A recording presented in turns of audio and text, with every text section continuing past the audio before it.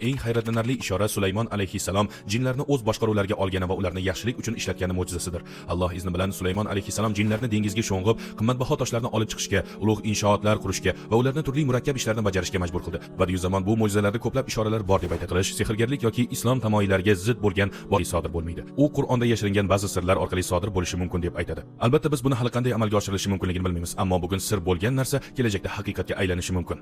Shu yerda nega Qur'on bu narsalarni aniq aytib o'tmagan deb so'rashingiz mumkin. Sababi Qur'onning asosiy maqsadi ilm-fan yoki texnologiya haqida to'g'ridan-to'g'ri tushuncha berish emas. Axir u ilm-fan haqidagi darslik emas. Qur'onning asosiy mavzulari tavhid, Allohning yagonaligi, oxirat, payg'ambarlik, adolat va ibodatdir. Ammo texnologik kashfiyotlar ham Alloh zikr qilgan. Bundan tashqari, buning yana ikki muhim sababi bor. Birinchidan, agar ular va ilmiy kashfiyotlar to'g'ridan-to'g'ri tilga olinganida, bu so'nggi 1-2 asrni qamrab olishi mumkin edi. Oldingi 12-asrda yashagan odamlar uni to'liq tushuna olmas edi.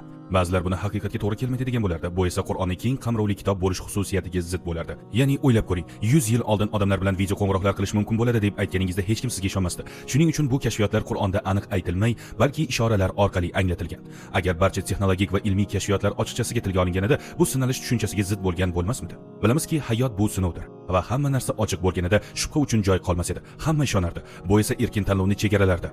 Chunki haqiqatan iymon keltirganlar bilan ilojsizlikdan ishonganlarni farqlash imkonsiz bo'lardi.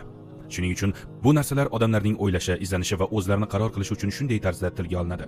Asosiysi, bularni baridan xulosa chiqarishimizdir. Qur'ondagi kelajak haqida berilgan barcha bu belgilar bizga yagona aniq xabarni yetkazadi. Ya'ni bu so'zlar inson so'zi bo'la olmaydi. Hech bir inson barcha odamlar, barcha davrlar va joylarga mos keladigan ma'lumot bera olmaydi. Oddiy inson so'zlari abadiy donolik va har bir jamiyat uchun mos saboqlarni o'z ichiga ola olmaydi. Bu so'zlar faqat hamma narsani hech narsadan yaratgan zot